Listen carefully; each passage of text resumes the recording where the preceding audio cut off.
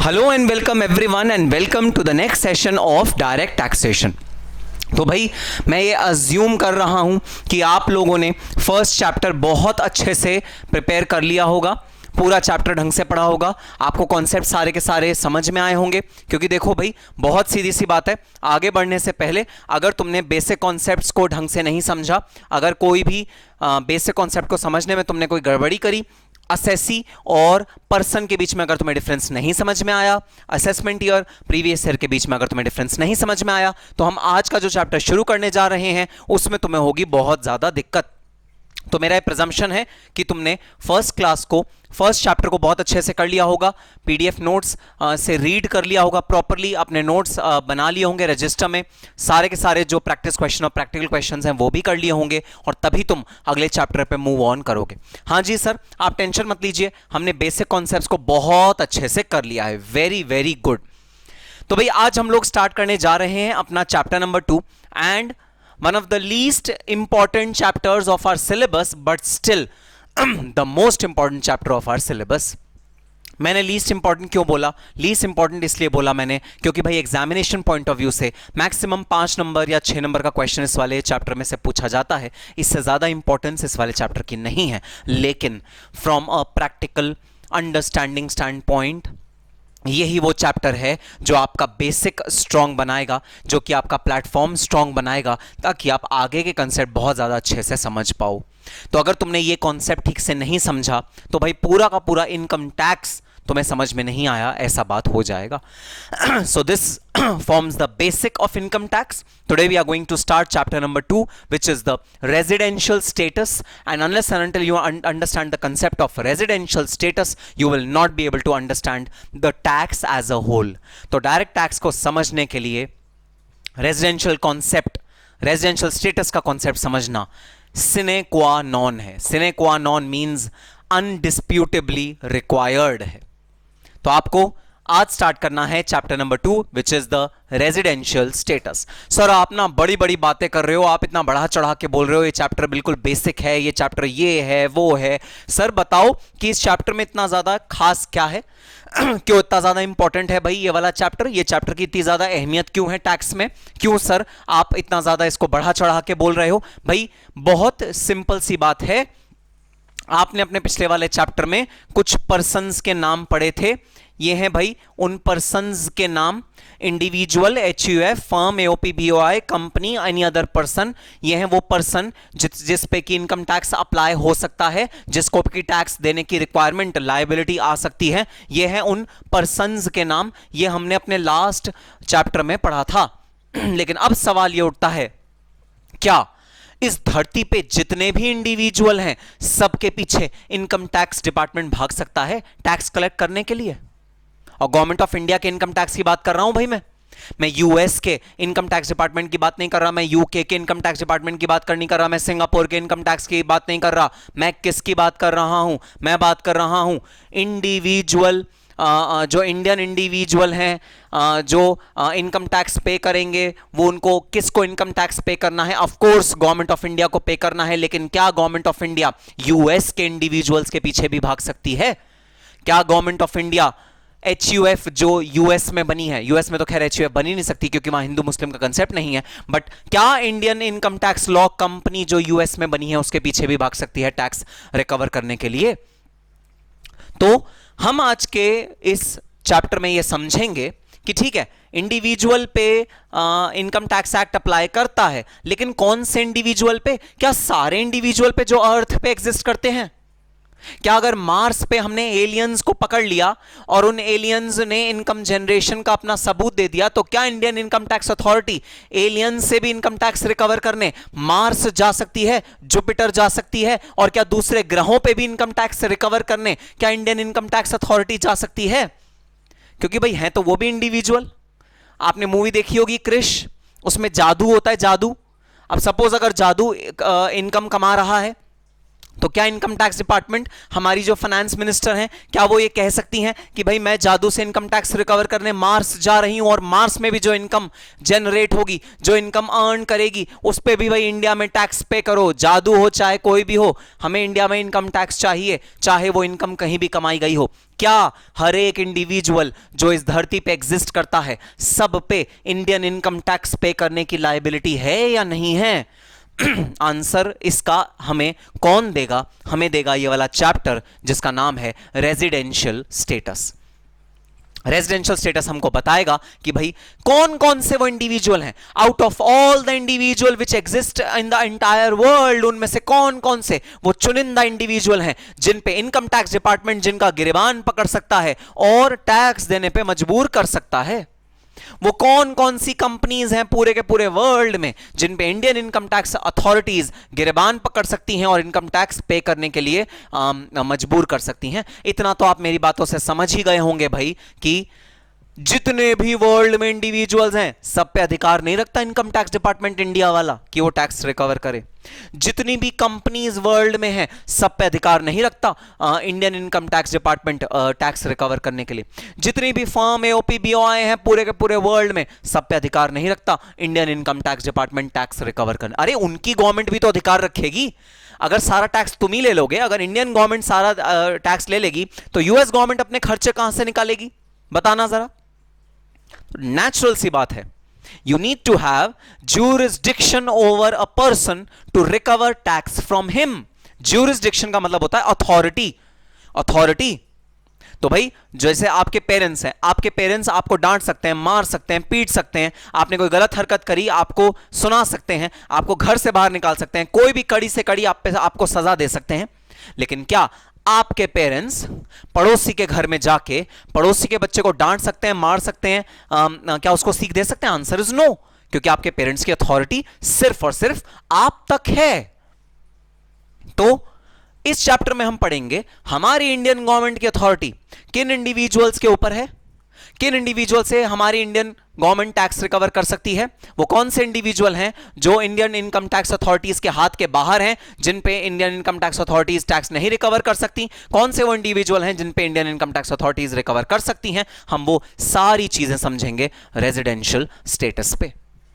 ठीक है सर, तो आज हम ये पढ़ेंगे कि भाई जो भी टैक्सिंग अथॉरिटीज होती हैं वो कैसे ज्यूरिसडिक्शन पाती हैं, वो कैसे अधिकार पाती हैं किसी इंसान की इनकम पे टैक्स पे करने के लिए। इंसान ही नहीं, company, firm, AOP, BOI, other person, सब पे कैसे कोई इनकम टैक्स अथॉरिटी अधिकार पाती है टैक्स को लेवी करने का और टैक्स को रिकवर करने का उस पर्टिकुलर पर्सन से। हम इस वाले चैप्टर से समझेंगे जिसका नाम है रेजिडेंशियल स्टेटस। अनफॉर्चुनेटली ग्लोब पे जितने भी इंडिविजुअल रहते हैं सब पे इनकम टैक्स एक्ट 1961 नहीं लगता। ग्लोब में जितने भी फर्म एओपी बीओआई हैं सब पे इंडियन इनकम टैक्स एक्ट नहीं लगता। ग्लोब में जितने भी कंपनीज हैं उन सब पे इंडियन इनकम टैक्स एक्ट नहीं लगता। ग्लोब में जितने भी अनदर पर्सन हैं उन पे इंडियन इनकम टैक्स एक्ट नहीं लगता। तो सर वो कौन से ग्लोब के लोग हैं जिन पे इंडियन इनकम टैक्स एक्ट 1961 लगता है और इंडियन गवर्नमेंट के पास अधिकार है उन लोगों को असेसी बनाने का? क्योंकि देखो वो पर्सन तो होंगे, ग्लोब के सारे लोग पर्सन तो हैं, लेकिन उनको असेसी बनाने का अधिकार इनकम टैक्स अथॉरिटी किस किस पे रखती है, मतलब किस किस को वो जाके कह सकती है भाई तुमने इनकम अर्न करी है, लाओ हमें टैक्स दे दो। वो हम समझेंगे इस चैप्टर में, जिस चैप्टर का नाम है रेजिडेंशियल स्टेटस। ठीक है सर, बात समझ में आई? बात है ज्यूरिसडिक्शन की, बात है अथॉरिटी की, कौन अथॉरिटी ले सकता है किस इंडिविजुअल पे, वो हम आज के चैप्टर में डिस्कस करेंगे। ठीक है सर, तो आ जाओ जरा एक कंसेप्ट एक्सप्लेन करने के लिए मैंने यहां पर एक डायग्राम बनाया है। डायग्राम में मैंने अपने पेज को दो पार्ट्स में डिवाइड कर दिया है। अभी नीचे का तुम बिल्कुल भी नहीं पढ़ोगे, अज्यूम कर लो यहां कुछ लिखा ही नहीं है, बिल्कुल नीचे का पढ़ने की जरूरत नहीं है, सिर्फ इन दो अंडाकार गोलों पे कॉन्सेंट्रेट करो। ये दो गोले बनाए हैं, दो अंडे बनाए हैं मैंने। ठीक है सर, जैसा कि आपको दिख ही रहा है, ये है इंडिया, ये है यूएस। तो ये जो गोला नंबर 1 है ये इंडिया की टेरिटरी है, इंडिया की बाउंड्री है, इंडिया का जो भूतल है ना, भूतल ज्योग्राफी जो इंडिया की बाउंड्री है वो है। हाँ भाई हाँ, मुझे कुछ ऐसा शेप इसका बनाना चाहिए था जो ऑब्वियसली मैं ढंग से नहीं बना पाया, इस वजह से मैंने सोचा गोला ही बना लूँ। तो ये शेप, अगर आप लोग ये शेप बना सको तो बहुत अच्छी बात है भाई, इंडिया का प्रॉपर शेप बना दो। तो हम प्रॉपर शेप भी यहाँ पर यूज़ कर लेंगे। मैं वो नहीं बना पाया, इसलिए मैंने एक गोल बना लिया। ये है भाई इंडिया। इस इंडिया में दो इंडिविजुअल रहते हैं, राम और सीता। राम और सीता दोनों हस्बैंड वाइफ हैं और इनके दो बच्चे हैं, लव और कुश। हाँ हाँ, नाम आपको कुछ जाने पहचाने लग रहे हैं, लेकिन नहीं, मैं आपको यहां रामायण की सीख देने नहीं बैठा हूं, मैं सिर्फ एक एग्जाम्पल ले रहा हूं। इंडिया में एक परिवार है भाई, परिवार में दो पेरेंट्स हैं, राम और सीता, और उनके दो बच्चे हैं, लव और कुश। अब सवाल ये उठता है भाई, ये जो लव और कुश हैं, इनके पेरेंट्स रिटायर हो चुके हैं, कोई इनकम नहीं कमाते, राम और सीता कोई इनकम नहीं कमाते, लेकिन ऑफ कोर्स लव इनकम कमाता है। So love is a qualified CMA, cost accountant है भाई लव, फर्स्ट अटेम्प्ट क्वालिफाइड, बहुत बड़ी कंपनी में जॉब करता है, और बहुत बड़ी कंपनी में वो एक कॉस्टिंग मैनेजर की भूमिका पर बैठा है। Who is Kush? Kush is a doctor, Kush एक डॉक्टर है भाई, और बहुत बड़े हॉस्पिटल में एक बहुत सीनियर डॉक्टर है, और अच्छा सैलरी पैकेज है इसका, सब कुछ बहुत अच्छा है। तो ऑब्वियसली दोनों लव और कुश इनकम कमा रहे हैं। ठीक है सर, अब मुझे जरा सोच के बताओ, दोनों लव और कुश इनकम कमा रहे हैं भाई, एक चीज बताओ, ये जो इनकम कमा रहे हैं, CM में है लव, और लव सपोज किसी कंपनी में काम करता है, लव नेस्ले में काम करता है। नेस्ले इंडिया में सिचुएटेड है, हाँ सर, नेस्ले इंडिया में सिचुएटेड है। और ये जिस डॉक्टर जिस हॉस्पिटल में काम करता है, सपोज वो है मैक्स, मैक्स इंडिया में सिचुएटेड है, हाँ सर, मैक्स इंडिया में सिचुएटेड है। अच्छा भाई, मैक्स अगर इंडिया में सिचुएटेड है, सब कुछ इंडिया में हो रहा है, इनकम अर्न भी इंडिया से हो रही है, इनकम जो एम्प्लॉई है वो भी इंडिया का, एम्प्लॉयर भी इंडिया का है, सब कुछ इंडिया का, इंडिया के रिसोर्सेज लग रहे हैं। कुश और लव दोनों ने पढ़ाई भी इंडिया से करी थी, सब कुछ इंडिया से करी थी। बताना, लव और कुश की सैलरी को टैक्स करने का अधिकार किसका होना चाहिए लॉजिकली? सर अभी आपने हमें चैप्टर नहीं पढ़ाया, कोई सेक्शन नहीं पढ़ाया, हम सिर्फ अपने लॉजिक से आंसर दे रहे हैं। हाँ भैया, मैं कोई सेक्शन का तुम्हारा उम्मीद नहीं कर रहा, तुम सेक्शन बताओ मुझे, मैं सिर्फ तुम्हारा लॉजिक का आंसर पूछने की कोशिश कर रहा हूं। मुझे सिर्फ अपना दिमाग लगाकर बताओ, ideally who should have the right to charge tax from Luv and Kush? Sir the logical answer is of course the income tax department of India. भाई यूएस का जो इनकम टैक्स डिपार्टमेंट होता है उसका क्या नाम होता है? उसका नाम होता है IRS। ये वहां के इनकम टैक्स डिपार्टमेंट का नाम है। जैसे हमारा नाम है इनकम टैक्स डिपार्टमेंट, ITD बोलते हैं हमारे इंडिया में, वैसे वहां पर क्या बोलते हैं? वहां बोलते हैं IRS। ये वहां के इनकम टैक्स डिपार्टमेंट का नाम है। अब भाई अगर IRS बोले सुनो लव सुनो कुश, तो ऑब्वियसली ऐसे चीख के नहीं बोलेगा, कॉल करेगा लव और कुश को। तो IRS ने लव को कॉल किया, कुश को कॉल किया, सुनो लव सुनो कुश, जरा ना जो तुम्हारा पैकेज है ना CM में हो, 9 लाख रुपए का सपोज तुम्हारा पैकेज है, उस पे जितना टैक्स बनता है लाओ जरा US में मुझे दे दो। वाजिब बात या गलत बात? सर गलत बात। क्यों गलत बात? क्योंकि सर इंडिया के जो इनकम टैक्स डिपार्टमेंट था ना, उसने ऑलरेडी लव की सैलरी और कुश की सैलरी में से टैक्स ऑलरेडी चार्ज कर लिया। अगर इंडिया इनकम टैक्स डिपार्टमेंट ने ऑलरेडी लव और कुश की सैलरी से टैक्स चार्ज कर लिया है, तो फिर भाई this is wrong. IRS of US should not charge tax from Luv and Kush, क्योंकि इनका कोई ज्यूरिसडिक्शन, इनका कोई राइट, इनकी कोई अथॉरिटी ही नहीं है भाई। बिल्कुल वैसे ही जैसे मैंने आपको बताया, क्या आपके मम्मी पापा पड़ोसी के घर में बच्चे को जाके डांट सकते हैं, मार सकते हैं कि नहीं तुम गलत काम कर रहे हो, तुम ये करते हो, तुम क्या वो डांट सकते हैं? आंसर इज नो, नहीं डांट सकते भाई, आपकी अथॉरिटी नहीं है। You don't have the right to touch someone else's child. Similarly, US IRS do not have a right over love or kush.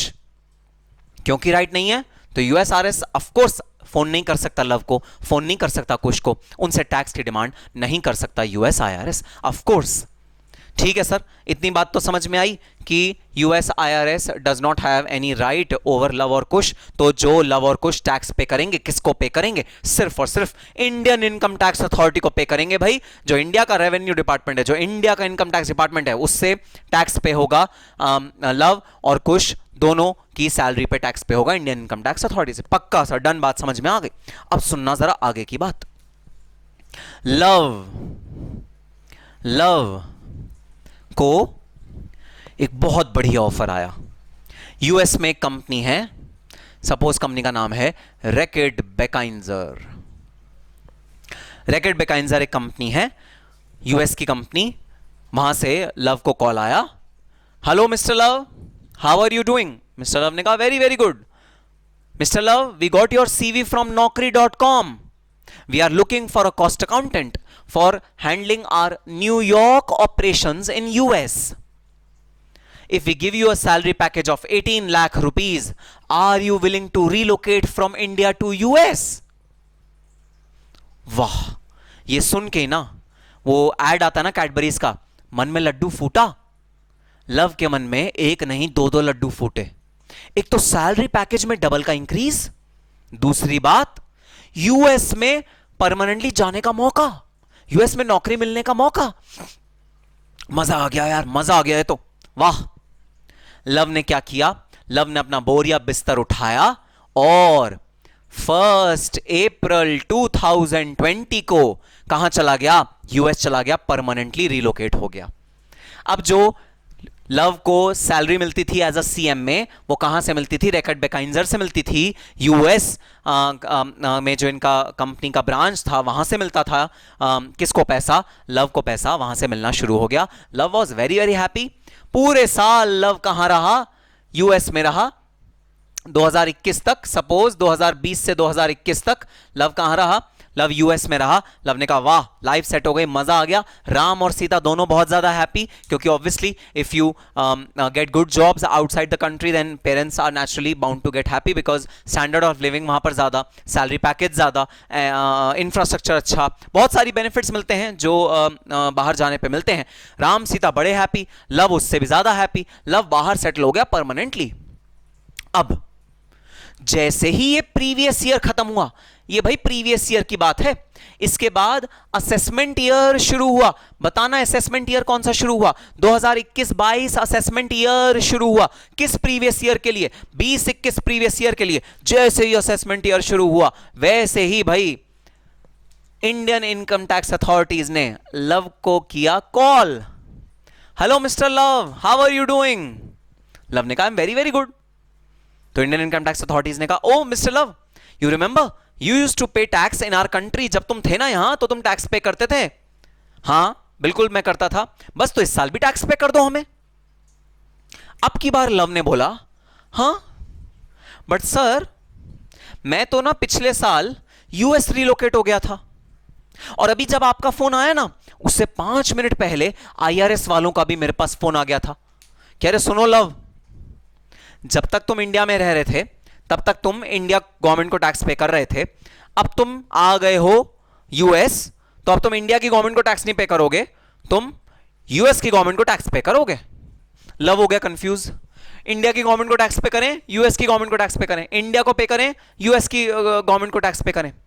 अब देखो, Indian income tax authorities emotional blackmail कर रही हैं। इमोशनल ब्लैकमेल किसको? Love को। क्योंकि India में ना इमोशंस पे बहुत कुछ खेला जाता है भाई। इमोशनल ब्लैकमेल देखना कैसे कर रहे हैं। अरे लव, तुम भूल गए अपने देश की माटी, जहां तुमने जन्म लिया, जहां तुमने पूरा बचपन गुजारा। अरे वो सरसों के खेत और वो हरियाली जो इंडिया में है, क्या वो कहीं बाहर है? भूल गए कि तुम हिंदुस्तानी हो? भूल गए? कुछ भी याद नहीं है? अच्छा, अब 1 साल तुमने यूएस में क्या बिता लिया, तुम ये भी भूल गए कि तुम एक्चुअली, तुम्हारा जो मूल है, तुम्हारा जो बेसिक है, वो हिंदुस्तानी है। क्या तुम ये सब भूल गए? और तुम यूएस के हो गए, तुम अंग्रेजों के हो गए। वाह वाह लव वाह, अच्छी तुमने वफादारी निभाई अपने देश के साथ। यह है तुम्हारा पैट्रियोटिज्म। वाह लव वाह। इनकम टैक्स डिपार्टमेंट जो इंडिया का है, वो कर रहा है इमोशनल लव को इमोशन लव्स इमोशनल, कोई भी आदमी इमोशन में बह जाएगा भाई। लव भी इमोशन में बह रहा है, इमोशन में लव कह रहा है हाँ भाई मेरा फर्ज बनता है इंडिया की माटी को, लेकिन मैं आईआरएस को कैसे समझाऊं। आईआरएस वाले तो कह रहे हैं नहीं भाई नहीं, इस साल टैक्स बनेगा तुम्हारा यूएस में, इस साल इंडिया में मत टैक्स पे करना, यूएस में टैक्स पे करना। हाँ मैं पैदा कहां हुआ, इंडिया में। हाँ मैंने स्कूलिंग कहां करी, इंडिया में करी। हाँ मेरा जो पेरेंट्स है वो कह रहे थे इंडिया में रहते हैं। हाँ मेरा जो पुश्तैनी घर है कहां पर है, इंडिया में। हाँ मेरा बचपन जो बीता है वो इंडिया में बीता है, लेकिन पिछले 1 साल से मैं यूएस में बैठा हूं। अब 1 अप्रैल 2020 से पहले की जो सैलरी थी वो सारी की सारी इंडिया में टैक्स करवाई है मैंने। एक भी साल ऐसा नहीं किया जब मैंने इंडियन गवर्नमेंट को टैक्स ना दिया हो। लेकिन इस बार जब मैं इस साल में यूएस में बैठा हूं, अब अगली बात ध्यान से सुनना, जब मैंने यूएस के इंफ्रास्ट्रक्चर को यूज करके, यूएस के रिसोर्सेस को यूज करके, यूएस के सारी चीजों को यूज करके इनकम कमाई है, तो क्या मेरा फर्ज यूएस को इनकम टैक्स पे करना है या मेरा फर्ज इंडिया को टैक्स पे करना है? तो तुमसे एक बड़ा सिंपल सा सवाल मैं पूछता हूं, बताना। इमोशंस में मत बहना। Law is against emotions, there is nothing called emotions in law. Law doesn't recognise emotions. तभी आपने देखा होगा इंसाफ की देवी की आंखों में पट्टी बंधी हुई है। इमोशंस में मत आना, इमोशंस में मत आना। कायदे की बात, जेन्युइन बात करना। और तुम्हारी जेन्युइन बात को असरटेन करने के लिए, तुम्हारी जेन्युइन बात को और तुम्हें सोचने में मजबूर करने के लिए तुम्हें एक और एग्जाम्पल देता हूं भाई, भगवान श्री कृष्ण का। भगवान श्री कृष्ण देवकी से जन्मे थे, बट उनकी जो परवरिश हुई, लालन पालन हुआ, जो उनको पूरा देखरेख हुई उनकी, वो मां यशोदा ने करी। तो हम आज अपने जितने भी वैदिक स्क्रिप्चर्स पढ़ते हैं, जितने भी हिंदुइज्म में माइथोलॉजी है, वो सब यही कहती है कि कृष्ण पे जो पहला राइट है वो यशोदा मैया का है। और गाने भी जितने बनते हैं, जितने भी भजन वजन बनते हैं, सब में ये बोलता है यशोमती का लाल। देवकी नंदन बोला जाता है, बट जो प्राइम अथॉरिटी है, जो प्राइम रिस्पॉन्सिबिलिटी है, वो यशोदा की होती है। अब सोच के, मैंने तुम्हें हिंट भी दे दिया, बहुत बड़ा हिंट दे दिया, सोच के मुझे जरा डिसीजन लेके बताना भाई, पास्ट में जो हुआ वो हुआ। इस ईयर में जब जो रिसोर्सेज यूज हुए हैं इनकम कमाने के लिए वो यूएस के हुए हैं। इंफ्रास्ट्रक्चर जो यूज हुआ इनकम कमाने के लिए यूएस का हुआ है। वो बंदा जो इनकम कमा रहा है, वो जहां मौजूद था, उसके पैर जिस जमीन पर रखे हुए थे वो यूएस के थे। जो पैसा कमाया जा रहा है वो यूएस की कंपनी से कमाया जा रहा है। इन सब परिस्थितियों के मद्देनजर तुम्हारा क्या जवाब होगा? अभी मैंने तुम्हें कोई सेक्शन नहीं पढ़ाया, अभी मैंने तुम्हें कुछ नहीं पढ़ाया, अभी मैं तुम्हें टेक्निकलिटीज में लेके नहीं गया, तुम्हें लॉ नहीं पता। मुझे बता दो, इन सब परिस्थितियों को देख के तुम्हें क्या लगता है इस साल previous year 2021, assessment year 21-22, who shall get the right to tax love? Should it be the Indian income tax authorities? Should it be the US income tax authorities? Yes, the answer is very clear. The right should be of US income tax authorities. क्यों US income tax authorities? क्योंकि भाई भले ही love पैदा हुआ है India में, पाला पोसा उसको सब इंडियंस ने करा, उसके पेरेंट्स इंडियन थे, एजुकेशन इंडिया में हुई, सीएम में इंडिया से करी, पहली जॉब इंडिया में लगी, सब कुछ इंडिया का था। But during the year in which tax is to be ascertained, जिस पीरियड की इनकम का टैक्स असर्टेन हो रहा है, उस पीरियड में लव कहां था, इनकम कहां कमाई जा रही है, सोर्स जड़ इनकम की कहां है? जड़ है यूएसए में, ना कि इंडिया में।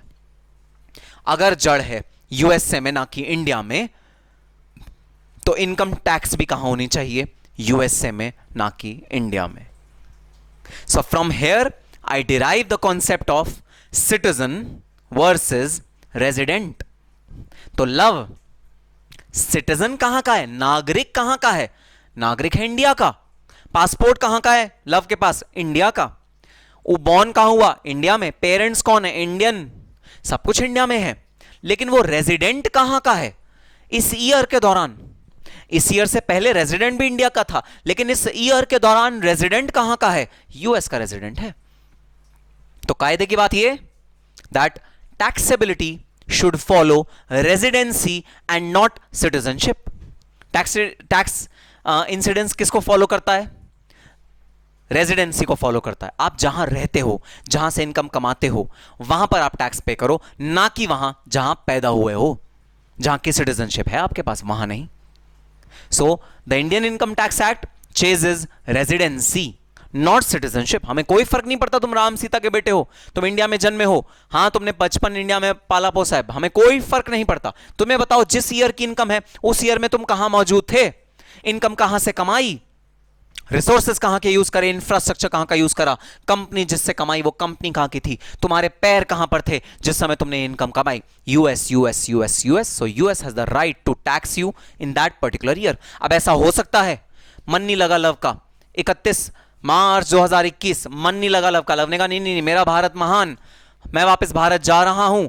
1 अप्रैल 2021 को लव वापस भारत में आ गया, तो बताना 1 अप्रैल 2021 से 31 मार्च 2022 जो अगला साल होगा, अगला प्रीवियस ईयर होगा, पूरे दौरान इंडिया में वापस वो लव आ गया। अब बताना कि अब की बार जो अगला साल होगा जब लव वापस इंडिया में आ गया, तब वापस राइट टू टैक्स किसके पास आ जाएगा, वापस आ जाएगा इंडियन इनकम टैक्स अथॉरिटीज के पास, वापस आ गया। सिटीजनशिप ऐसे नहीं झूलती, सिटीजनशिप तो इंडिया की है तो इंडिया की ही है, लेकिन रेजिडेंसी झूलती रहती है डिपेंडिंग अपॉन आप कितने दिन कहां पर रहते हो। चलो एक एग्जांपल और ले लेते हैं। अब हम लेते हैं यूएस का एग्जांपल। भाई ठीक है सर, आ जाओ जरा अपने यूएस वाले मैप में। अगर तुमको यूएस का मैप थोड़ा सा अच्छा बनाना आता है तो ये मैप अच्छा सा बना लेना भाई यूएस का, ऐसे ओवल सा मत बनाना, यूएस का मैप बना लेना, ठीक है। Okay, so mister Joseph and Mrs. Martha are US citizens। US में रहते हैं, बड़े बड़े यूएस में हैं, दोनों दंपति यूएस में हैं। इन दोनों का एक बेटा है पॉल, इन दोनों का एक बेटा पॉल। पॉल डेफिनेटली कहां बॉर्न अप हुआ है भाई, यूएस में बॉर्न हुआ है, ठीक है। पॉल का बचपन कहां भी था, यूएस में भी था। पॉल ने अपनी जो एजुकेशन पूरी करी कहां पूरी करी, सब कुछ यूएस में पूरा किया। लेकिन पॉल ना एक अपॉर्चुनिटी उसने देखी इंडिया में। क्या अपॉर्चुनिटी देखी भाई, यूपी के एक फार्म हाउस में उसने एक अपॉर्चुनिटी देखी, क्यों ना मैं ऑर्गेनिक फार्मिंग करनी शुरू कर दूं। ऑर्गेनिक फार्मिंग करनी आती थी पॉल को, और पॉल ने देखा India is the most suitable country to do organic farming, क्योंकि यहाँ वेदर बहुत अच्छा है, मिट्टी बहुत अच्छी उपजाऊ है, सारी फसल आसपास है, तो रिसोर्सेज अच्छे से मिल जाते हैं, बीज अच्छे अच्छे मिल जाते हैं, सब कुछ चीजें बहुत अच्छी मिल जाती हैं। पॉल ने एक अपॉर्चुनिटी देखी इंडिया में कि भाई मैं एक फार्म हाउस खरीद लेता हूं इंडिया में, यूपी के किसी गांव में, और वहां पर मैं अपनी ऑर्गेनिक फार्मिंग करूंगा और उसका बिजनेस मैं फैलाऊंगा। पॉल अपने बिजनेस के लिए आ गया इंडिया, और वो इंडिया में ही रहने लगा। तो बताना पॉल नागरिक कहां का था, पॉल नागरिक था यूएस का, सिटीजन था यूएस का। लेकिन उसने अपनी रेजिडेंसी कहां बना ली थी, वो रेजिडेंट कहां का था, वो रहने कहां लग गया था, वो रहने लग गया था इंडिया में। अब मुझे सेम मेरे सवाल का जवाब दे दो भाई, पॉल को टैक्स करने का राइट किसका, यूएस की आईआरएस डिपार्टमेंट का या इंडिया की इनकम टैक्स डिपार्टमेंट का? जी हां, your answer is absolutely right, उसका राइट होगा इंडियन इनकम टैक्स डिपार्टमेंट का। क्योंकि किसकी सरजमी पे टैक्स कमाया गया है, किसके रिसोर्सेज लगे हैं टैक्स कमाते हुए, इंफ्रास्ट्रक्चर किसका लगा है टैक्स को कमाते हुए, जो एक्टिविटीज हुई, जो काम हुआ जिससे टैक्स कमाया गया, वो एक्टिविटी कहां हुई, पैर कहां पर थे उस बंदे के जब ये पूरा काम हुआ गया, सब कुछ है इंडिया। तो टैक्स कहां पर लगेगा, टैक्स भी लगेगा इंडिया में। Again same principle, taxation should follow residency, taxation should not follow citizenship। Tax किस बेसिस पे लगना चाहिए, रेजिडेंट के बेसिस पे लगना चाहिए। टैक्स किस बेसिस पे नहीं लगना चाहिए, टैक्स सिटीजनशिप के बेसिस पे नहीं लगना चाहिए। तो यह है जनरल प्रिंसिपल टैक्स को लगाने का। अब आप खुद सोच लो, इंडिविजुअल पूरे ग्लोब में जो भी हैं, क्या सब पे इंडियन इनकम टैक्स अथॉरिटी का राइट है, या सिर्फ वो वाले इंडिविजुअल जो इंडिया में रहते हैं उन पे राइट है इंडियन इनकम टैक्स अथॉरिटी का टैक्स लगाने का? सर, सिर्फ वो लोग जो इंडिया में रहते हैं, इररिस्पेक्टिव ऑफ कि उनकी सिटीजनशिप क्या है। सिटीजनशिप कहीं की भी है, यूके की है, यूएस की है, जापान की है, चाइना की, कहीं की भी है, अगर वो इंडिया में लोग रहते हैं, उनकी टैक्सेबिलिटी कहां अराइज हो जाएगी, इंडिया में अराइज हो जाएगी। और अगर वो बाहर रहते हैं इंडिया से, तो उनकी टैक्सेबिलिटी इंडिया में नहीं होगी, बाहर होगी, जो भी कंट्री में रहते हैं उस कंट्री में होगी। Similarly HUF, firm, AOP, BOI, company, other person, same criteria. कुछ कुछ क्राइटेरियाज हैं जिनके बेसिस पे हम डिटरमाइन करेंगे कि रेजिडेंसी कहाँ है। सिटीजनशिप इज इररिलेवेंट, सिटीजन आप कहीं के भी हो, मुझे कोई फर्क नहीं पड़ता। अगर आपकी रेजिडेंसी इंडिया में है, मैं आपको टैक्स करवाऊंगा इंडियन इनकम टैक्स अथॉरिटीज के तहत, इंडियन इनकम टैक्स 1961 एक्ट के तहत। ठीक है सर, इतनी सी बात समझ में आ गई। अब समझो जरा एक और, जस्ट तुम्हारे नॉलेज के लिए बता रहा हूं, एग्जाम पर्सपेक्टिव से रेलेवेंट नहीं है सर। तो आपने कहा कि इंडियन इनकम टैक्स रेजिडेंसी को फॉलो करेगा, सिटीजनशिप को फॉलो नहीं करेगा। बिल्कुल मैंने यही कहा, Indian income tax act residency को फॉलो करेगा, सिटीजनशिप को फॉलो नहीं करेगा। क्या कोई ऐसा देश भी है जो कहे ना ना ना रेजिडेंस नहीं, मुझे तो मेरे सिटीजन्स को टैक्स करना है, मेरा सिटीजन वर्ल्ड में कहीं भी जाके बस जाए उसकी सारी इनकम मैं टैक्स करूंगा? क्या कोई ऐसा लॉ भी है? क्या कोई ऐसा कंट्री भी है? क्या कोई ऐसा स्टेट भी है जो ये हरकत करता है? जी हां, कुछ स्टेट्स हैं और उसमें से सबसे बड़ा स्टेट है, उसका नाम बोर्ड पे लिखा हुआ है यूएस। यूएस के जो इनकम टैक्स लॉज हैं वो रेजिडेंसी को फॉलो नहीं करते, वो सिटीजनशिप को फॉलो करते हैं। तो पॉल अगर इंडिया के भी रहने लगा, अगर इंडिया आके भी रहने लगा तो उसको टैक्स करने का राइट किसका? यूएस आईआरएस का। ओ बेटा सर, यहां तो दोहरी मार मर गई ये पॉल को। कैसे दोहरी मार कैसे लगी पॉल को? समझना, दोहरी मार कैसे लगी पॉल को? यूएस आईआरएस करेगा, कहेगा पॉल पॉल, पॉल कहेगा सर सर, पॉल पॉल तुम सिटीजन कहां के हो? पॉल कहेगा यूएस, तो तुम टैक्स भी कहां पे कर दो? यूएस। और इंडियन इनकम टैक्स एक्ट क्या कहेगा? इंडियन इनकम टैक्स एक्ट कहेगा पॉल पॉल, पॉल कहेगा यस सर, तुम रेजिडेंट कहां के हो? पॉल कहेगा यूपी इंडिया, तो तुम टैक्स इंडिया में पे कर दो। और ये सर दोहरी मार लग गई पॉल को। भाई अगर ऐसा कभी सिचुएशन आता है, क्योंकि ये सिटीजनशिप बेस्ड टैक्सेशन फॉलो करता है, ये रेजिडेंसी बेस्ड सिस्टम फॉलो करता है, अगर बाय चांस अगर कहीं ऐसा सिचुएशन आया, जो कि आता है, तो भाई हम रेस्क्यू लेते हैं डबल टैक्सेशन अवॉइडेंस अग्रीमेंट्स का। तो यूएस टैक्स अथॉरिटीज और इंडियन टैक्स अथॉरिटीज ने मैंने आपस में समझौता किया हुआ है कि अगर कभी ऐसी सिचुएशन आई जहां पर एक ही बंदा दो जगह टैक्स हो रहा है, क्योंकि उसकी रेजिडेंसी अलग और उसका सिटीजनशिप अलग, इस वजह से अगर वो दोहरी मार उसको पड़ रही है और दो जगह वो टैक्स हो रहा है, तो हम उसे एक जगह रिलीफ दे देंगे। सर क्या आप हमारे कोर्स में DTAA करवाओगे? भाई इंटर के कोर्स में, सीएम में इंटर के कोर्स में DTAA बहुत डिटेल्ड में तो नहीं है, बेसिक्स कुछ कंसेप्ट्स कराऊंगा, बहुत ज्यादा डिटेल में नहीं है, लेकिन हां जब आप फाइनल में जाओगे तो DTAA या international taxation will form a very big chunk of your syllabus. तो हां वहां तो जरूर डिस्कशन होगा DTAA का, यहां पर बहुत ज्यादा डिटेल में डिस्कशन नहीं होगा DTAA का।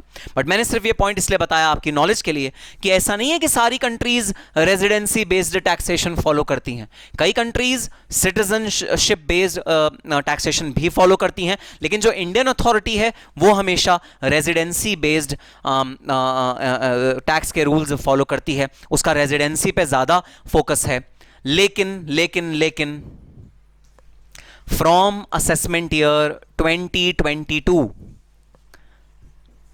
Budget 2020 Indian income tax authority ने भी सिटीजनशिप के बेसिस पे एक नया क्लॉज निकाला है रेजिडेंसी का।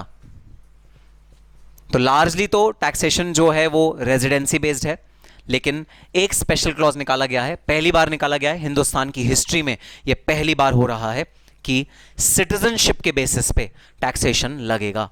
कौन से असेसमेंट ईयर से? Assessment year 21-22 which is budget 2020। इस असेसमेंट ईयर से सिटीजनशिप के बेसिस पे भी Indian income tax authorities tax लेंगी।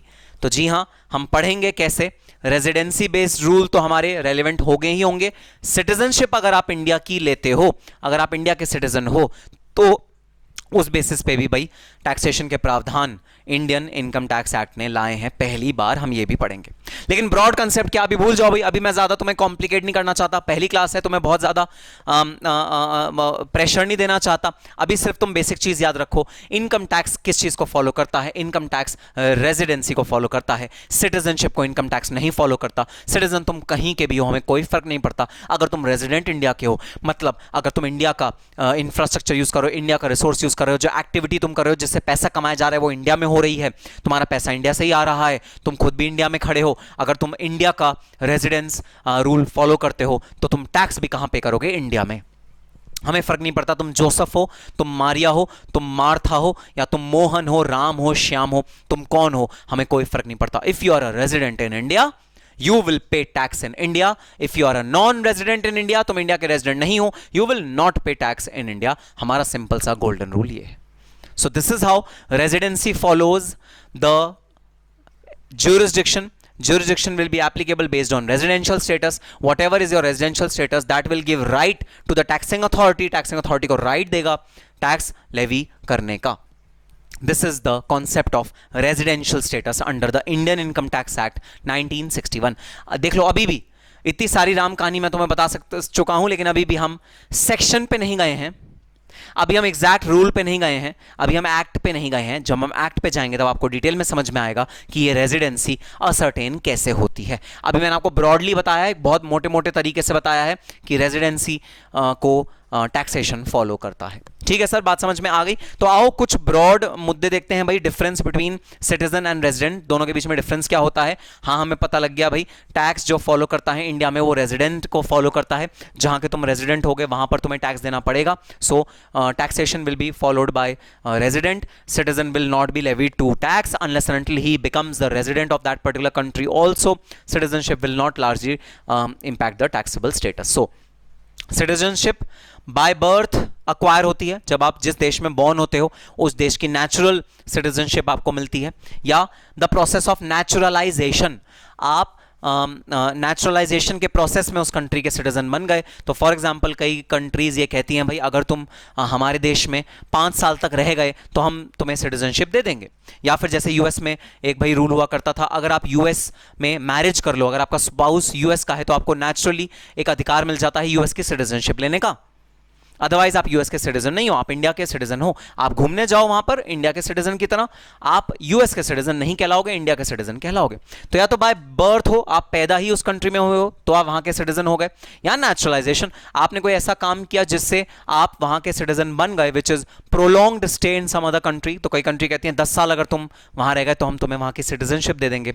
जैसे भाई भूटान से तिब्बतियन मॉन्क्स इंडिया आए थे, चाइना से तिब्बतियन मॉन्क्स इंडिया आए थे, जो दलाई लामा का पूरा ज़खीरा यहाँ पर आया था और उनको इंडियन गवर्नमेंट ने शरण दी थी, उनको जगह जगह रहने का राइट दिया था। भाई ऑब्वियसली उन लोगों को ही इंडियन गवर्नमेंट ने फिर सब्सिक्वेंटली सिटीजनशिप भी दी इंडिया की, ये कह के कि ठीक है अब तुम इंडिया के ही सिटीजन हो और तुम यहाँ पर सेफली रह सकते हो बिना किसी चिंता के।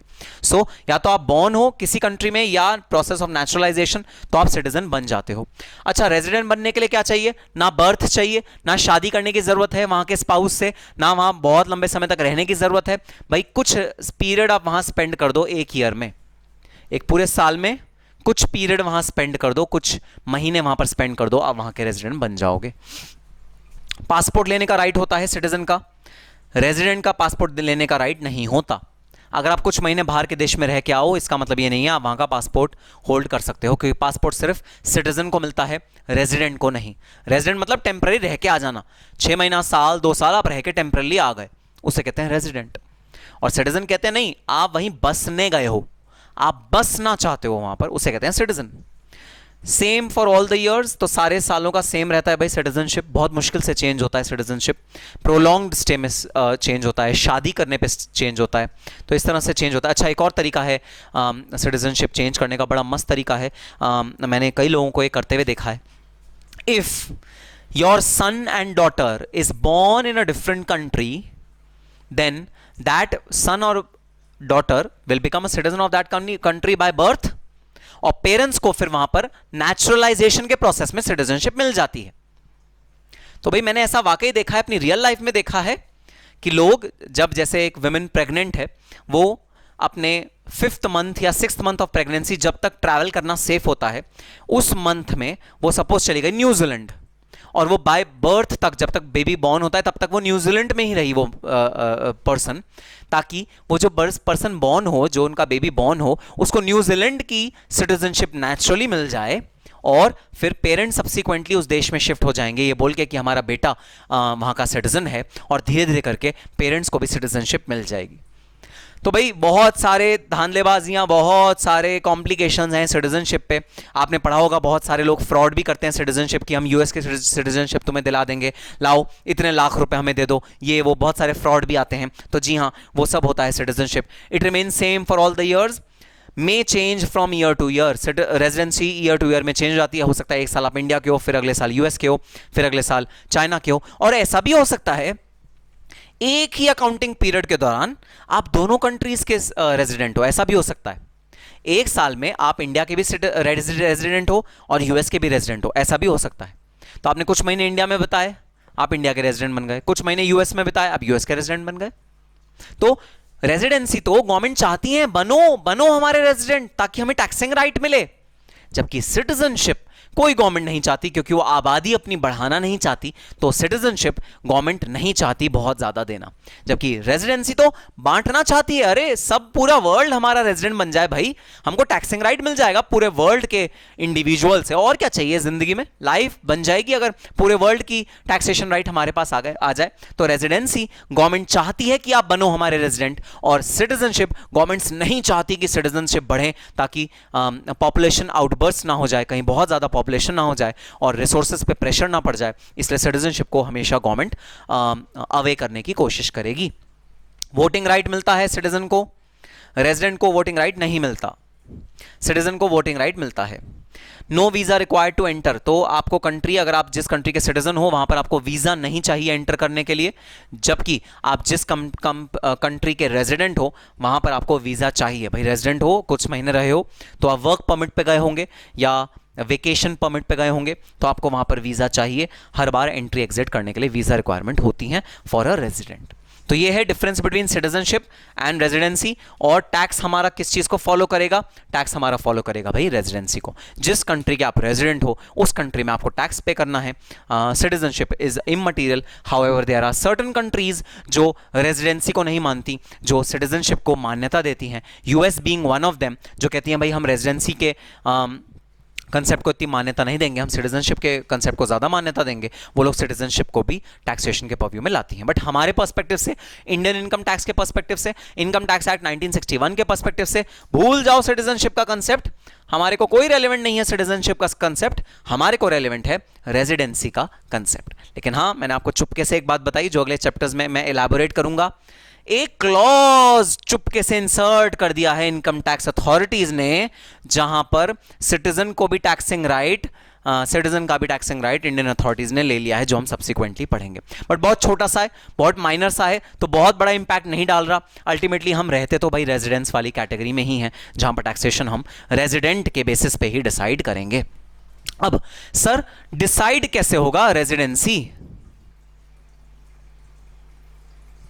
रेजिडेंसी फैक्टर डिसाइड कैसे होगा कि कौन है इंडिया का रेजिडेंट, कौन है बाहर का रेजिडेंट? ये डिसाइड कैसे होगा भाई? इंडिविजुअल के केस में तो पीरियड ऑफ स्टे, आप पूरे साल में कितने महीने इंडिया में रहे हो, कितने महीने बाहर रहे हो, बस। अगर आपने इतने महीने, मैं आपको बताऊंगा रूल क्या है, इतने महीने इंडिया में आप रह गए, हम मानेंगे इंडिया में रेजिडेंट हो, इनकम पे इंडिया में टैक्स दो। तो इंडिविजुअल के केस में पीरियड ऑफ स्टे। एचयूएफ के केस में, अरे भाई एचयूएफ तो हिंदू अनडिवाइडेड फैमिली है, वो कोई पूरी जो ऑर्गेनाइजेशन है वो कोई उठ के यूएस थोड़ी जा सकती है, वो तो इंडिया में ही रहेगी, वो तो स्थित इंडिया में ही रहेगी। कंपनी मान लो, कंपनी रिलायंस इंडस्ट्रीज लिमिटेड, क्या रिलायंस इंडस्ट्रीज लिमिटेड पूरा का पूरा प्लांट, जामनगर में उनका प्लांट है, क्या वो ऐसे उठ के चल सकता है और अपनी एयरप्लेन में एयर टिकट बुक करके क्या यूएस जा सकता है पूरा का पूरा प्लांट? क्या कंपनी पूरी की पूरी यूएस जा सकती है? ना भाई ना, नहीं जा सकती। तो पीरियड ऑफ स्टे तो नहीं हो सकता एचयूएफ के केस में। हाँ भाई, तो पता है एचयूएफ के केस में और कंपनी के केस में, एओपी के केस में, ये जो आर्टिफिशियल पर्सन होते हैं इनके केस में क्या रेलेवेंट क्राइटेरिया होता है? Control and management. कौन है वो लोग जो कंट्रोल एंड मैनेजमेंट कर रहे हैं? क्या वो इंडिया से कंट्रोल एंड मैनेजमेंट कर रहे हैं या बाहर से बैठ के कंट्रोल मैनेजमेंट कर रहे हैं? तो जो बोर्ड ऑफ डायरेक्टर्स हैं एचयूएफ के केस में भाई, जो मेंबर्स होते हैं एचयूएफ के, वो कहां डिसीजन ले रहे हैं? अल्टीमेटली बात यह आ जाती है कि जो एक्टिविटी हो रही है जिससे पैसा अर्न हो रहा है वो इंडिया में हो रहा है या बाहर हो रहा है, बस।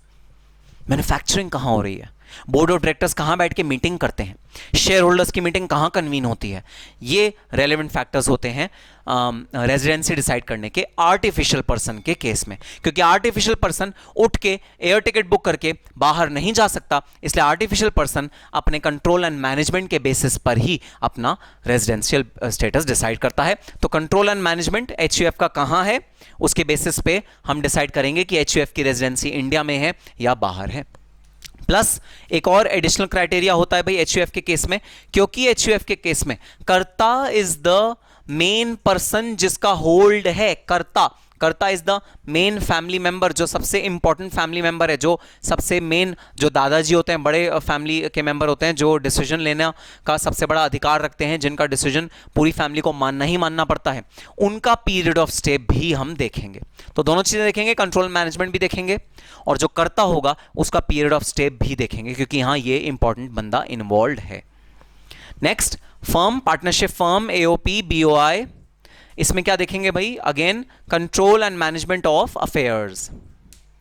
आपके कंट्रोल एंड मैनेजमेंट क्या है अफेयर्स में, अफेयर्स के वो चीज हम देखेंगे टू असर्टेन आपकी रेजिडेंसी कहां है। अरे भाई सबके सब सिटीजन हो सकते हैं इंडिया के, सबके सब इंडिया में इनकॉर्पोरेटेड थे, एचयूएफ इंडिया में बनी, फर्म इंडिया में बनी, कंपनी इंडिया में बनी, लेकिन कंट्रोल एंड मैनेजमेंट कहां से हो रहा है ये रेलेवेंट क्राइटेरिया होता है रेजिडेंसी जानने के लिए। ठीक है सर। Next, company. भाई कंपनी के केस में एक तो स्टैंडर्ड रूल है कि अगर कोई इंडियन कंपनी होगी, मतलब अगर वो कंपनीज एक्ट 2013 में रजिस्टर्ड है, तो भाई वो ऑलवेज रेजिडेंट है, ऑलवेज रेजिडेंट, वो रेजिडेंट ही मानी जाएगी, वो इंडिया में ही रेजिडेंसी है उसकी ये मानी जाएगी अगर वो इंडिया में इनकॉर्पोरेटेड है, तो हम उसका कंट्रोल मैनेजमेंट नहीं देखेंगे। लेकिन फॉरेन कंपनी के केस में, इंडिया के अलावा, जो इंडियन कंपनी के अलावा जो कंपनीज है उनके केस में हम लोग देखेंगे पोयम। पोयम, हाँ सर, कविता, आप कविता भी सुनाएंगे इस चैप्टर में? हाँ भाई हाँ, बड़ी अच्छी कविता तुम्हें सुनाऊंगा मैं इस चैप्टर में। जबरदस्त कॉन्सेप्ट जो इंडियन इनकम टैक्स अथॉरिटीज ने अभी कुछ 3 साल पहले इजाद किया है, जिसका नाम है place of effective management. Place of effective management, हाँ भाई हाँ, सिमिलर बात वही जो हम डिस्कस कर रहे थे, कंट्रोल मैनेजमेंट, सिमिलर बात, कुछ चेंजेस जो मैं बताऊंगा, लेकिन अल्टीमेटली फॉरेन कंपनी अगर रजिस्टर्ड बाहर है, लेकिन अगर उसका प्लेस ऑफ मैनेजमेंट इंडिया में हो गया, तो मैं उसको टैक्सेबल कहां मानूंगा, इंडिया में टैक्सेबल मानूंगा। सो इंडियन कंपनी तो चाहे कहीं भी कर लो कंट्रोल मैनेजमेंट, चाहे बाहर भी ले जाओ, बाहर कंट्रोल मैनेजमेंट कर लो, बोर्ड ऑफ डायरेक्टर्स बाहर बैठे, कोई टेंशन नहीं है, हमेशा रेजिडेंट रहेगी, हमेशा वो रेजिडेंसी के रूल में रेजिडेंट रहेगी। फॉरेन कंपनी पोयम के रूल्स के अकॉर्डिंग देखी जाएगी, अगर वो पोयम रूल्स में फॉल कर गई और पोयम उस पर लग गया तो फिर वो इंडिया की रेजिडेंट हो जाएगी, अदरवाइज वो बाहर की रेजिडेंट रहेगी। And last, any other person, बहुत सारे और पर्सन होते हैं भाई, हमने एक पढ़ा था आर्टिफिशियल ज्यूरिडिकल पर्सन, हमने एक पढ़ा था जो लोकल बॉडीज होती हैं, लोकल अथॉरिटीज होती हैं, वो वाली अथॉरिटीज, तो कोई भी और पर्सन है तो उसमें वो कौन सा क्राइटेरिया रहेगा भाई, control and management of affairs. कहां से कंट्रोल एंड मैनेजमेंट रेगुलेट हो रहा है, गवर्न हो रहा है, हम मानेंगे ये वाली कंपनी या ये वाली आर्टिफिशियल ज्यूरिडिकल पर्सन वहीं का रेजिडेंट है। क्योंकि मेन मुद्दा क्या है, मेन मुद्दा यह है, तुम बताओ इनकम का सोर्स क्या है, तुम इनकम कमा कहां से रहे हो, जहां से तुम इनकम कमा रहे हो उसी को राइट मिलना चाहिए टैक्स लेने का। तुम पैदा कहां हुए, शुड बी इररिलेवेंट। तुम्हारे मां बाप कौन है, शुड बी इररिलेवेंट। तुम्हारा एजुकेशन कहां हुआ, शुड बी इररिलेवेंट। तुम इनकम कहां से कमा रहे हो, that is the relevant criteria while deciding the residential status of a particular person. तो भाई ये है इंपॉर्टेंस इस चैप्टर की। अभी तो हमने चैप्टर शुरू भी नहीं किया, अभी तो लॉ शुरू भी नहीं किया, अभी तो मैंने सिर्फ आपको बेसिक चीजें बताई हैं रेजिडेंसी के बारे में। आई होप आपने ये सब कॉपी कर लिया होगा अपने रजिस्टर में। तो हाँ, ये था basic concept of residential status. हम लोग अपने अगले सेशन में, अपने अगले लेक्चर में स्टार्ट करेंगे रेजिडेंसी के रूल्स, क्या रूल्स हैं, इंडिविजुअल को रेजिडेंसी कैसे डिसाइड करी जाती है, एचयूएफ की कैसे डिसाइड करी जाती है, फर्म, एओपी, बीओआई, सब की एक एक करके रेजिडेंसी कैसे डिसाइड होती है, ये हम देखेंगे। फायदा क्या, फायदा ये, जितने ज्यादा लोगों की रेजिडेंसी तुम इंडिया में ले आओगे उतना इंडिया का रेवेन्यू बढ़ जाएगा, उतना इंडिया की आमदनी बढ़ जाएगी गवर्नमेंट की। कोशिश करना ज्यादा से ज्यादा लोगों को इंडिया का रेजिडेंट बना दो। अगर ज्यादा से ज्यादा लोगों को इंडिया का रेजिडेंट बना दोगे, इंडिया की गवर्नमेंट खुश हो जाएगी, उसकी आमदनी बढ़ जाएगी। तो हाँ, हम नेक्स्ट लेक्चर्स में पढ़ेंगे what are the rules, what are the sections, what are the laws regarding residential status. So ठीक है, that's all for this particular session. हम लोग मिलेंगे अपने अगले सेशन में। Till that time, all the very best and happy studying.